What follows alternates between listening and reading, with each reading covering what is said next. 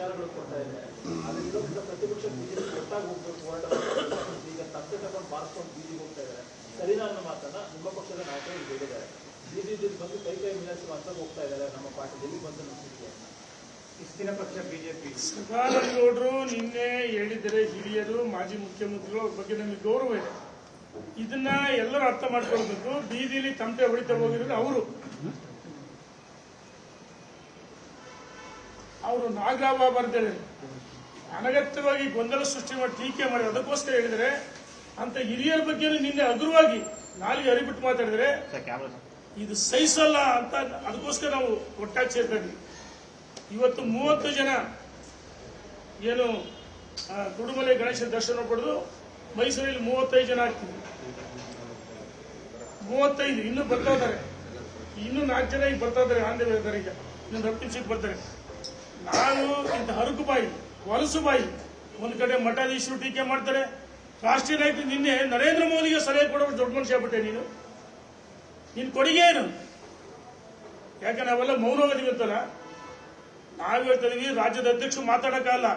ರಾಜ್ಯದ ಅಧ್ಯಕ್ಷರು ಸೇರೋದು ಬೇಡ ಅಂತ ಹೇಳಿದ್ರು.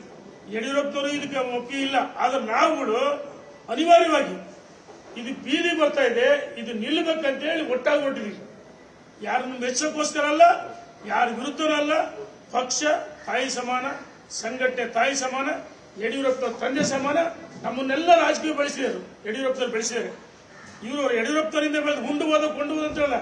ಇವರು ಮನೆಗೆ ಕನ್ನಾಕರಿ, ಇವರು ಮನೆ ಕನ್ನಾಕರಿ, ಇವರು ಕಾಂಗ್ರೆಸ್ ಏಜೆಂಟು. ನೇರವಾಗಿ ಹೇಳ್ತೀನಿ.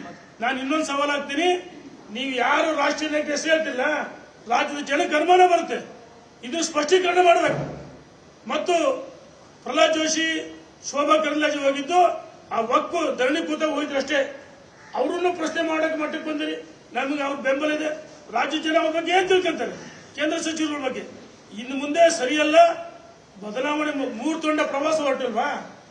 ವಿಜೇಂದ್ರ ನೇತೃತ್ವ ಒಂದು ರಾಜ್ಯದ ಅಧ್ಯಕ್ಷರು, ಕೆಳಮನೆ ಅಶೋಕ್, ಆರ್ ಅಶೋಕ್, ಮೇಲ್ಮನೆ ಚಲವಾದಿ ನಾರಾಯಣಸ್ವಾಮಿ, ಈ 3 ತಂಡಗಳಿಲ್ಲ.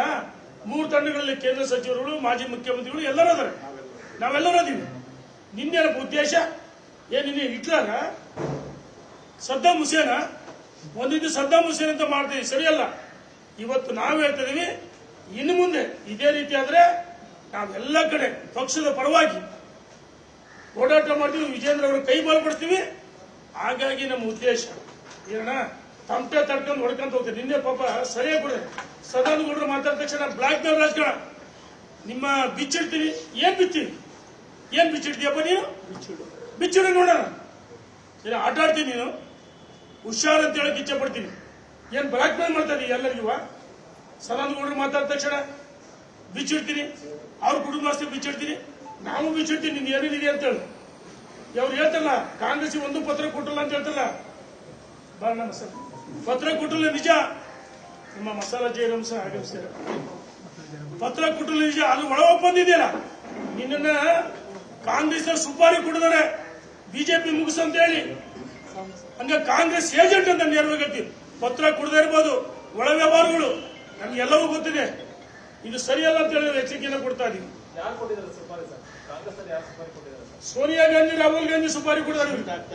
ಆಂತರಿಕವಾಗಿ ಕಚ್ಚಾಟ ಮಾಡೋ, ಸಂಘರ್ಷ ಮಾಡಿಸಂತಂದು. ಅದಕ್ಕೋಸ್ಕರ ಇವರು ಮುಖವಾಡ ಅಷ್ಟೇ ಹಿಂದುತ್ವ, ಗೋಮುಖ ವ್ಯಾಘ್ರ. ಅನಿವಾರ್ಯವಾಗಿ ನೊಂದು ಹೇಳ್ಬೇಕಾಯ್ತು.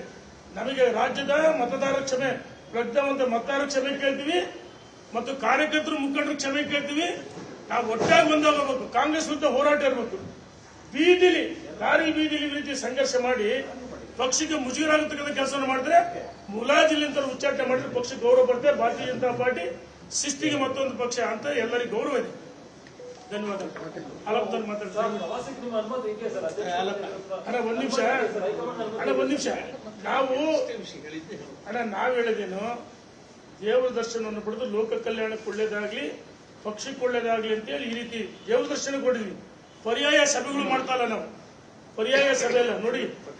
ಪಕ್ಷದ ಕಾರ್ಯಕರ್ತರು, ಮುಖಂಡರಿಗೆ ಒಳ್ಳೇದಾಗಬೇಕು. ಮುಂಬರುವ ಲೋಕಲ್ ಬಾಡೀಸ್ ಗೆಲ್ಬೇಕು. ನಮ್ಮ ಕಾರ್ಯಕರ್ತರು, ಮುಖಂಡರು ಸಂಘಟನೆ ಬಲ ಆಗಬೇಕು. ವಿಜೇಂದ್ರ ಅವರು ಶಕ್ತಿ ತುಂಬಬೇಕು. ನರೇಂದ್ರ ಮೋದಿ ಅವರು ಉತ್ತಮವಾದ ಆಡಳಿತವನ್ನು ಕೊಡಿದ್ದಾರೆ. 3 ಬಾರಿ ಪ್ರಧಾನಮಂತ್ರಿಗಳಾಗಿ ರಾಜ್ಯದ ಜನರಿಗೆ ನರೇಂದ್ರ ಮೋದಿ ಅವರು ಮಾಡಿಕೊಟ್ಟಂತ ಕೊಡುಗೆಗಳು, ಎಷ್ಟು ಕೊಡುಗೆಗಳು ಕೊಡಿದ್ದಾರೆ. ಈ ನಮ್ಮ ಸಂಘರ್ಷದಲ್ಲಿ ಅವು ಮರೆಯಾಗ್ತದವೆ. ಅದಕ್ಕೋಸ್ಕರ ನರೇಂದ್ರ ಮೋದಿ ಅವರ ಮಾಡಿದಂತ ಒಳ್ಳೆ ಕೆಲಸಗಳು, ಯಡಿಯೂರಪ್ಪರು ಕೊಟ್ಟಂತ ಒಳ್ಳೆ ಕೆಲಸಗಳು, ಇನ್ನು ಮುಖ್ಯಮಂತ್ರಿ ಆಗಿದ್ದಾಗ ಸದಾನಂದ ಗೌಡರು, ಜಗದೀಶ್ ಶೆಟ್ಟರು, ಬೊಮ್ಮಾಯಿ ಅವರು ಏನು ಈ ರಾಜ್ಯಕ್ಕೆ ಅಭಿವೃದ್ಧಿ ಅಂದ್ರೆ ಬಿಜೆಪಿ ಅವ್ರು ಕೊಟ್ಟಂತ ಕೊಡುಗೆಗಳನ್ನ ನಮ್ಮ ಕಾರ್ಯಕರ್ತರ ಮುಖಂಡರಿಗೆ ಮನವರಿಕೆ ಮಾಡಿಕೊಟ್ಟಿದ್ದೀವಿ, ಹೊರಟಿದ್ದೀವಿ. ಏನ ನಾವು ಪರ್ಯಾಯವಾಗಿ ಸಭೆ ಮಾಡ್ತಲ್ಲ ಪಕ್ಷ, ಆಮೇಲೆ ರಾಜ್ಯದಲ್ಲಿ ಸಮಾವೇಶ ಮಾಡೋದು ರಾಷ್ಟ್ರೀಯ, ನಾವು ನಾಳೆ ತೀರ್ಮಾನ ಮಾಡ್ತೀವಿ ಅದನ್ನ.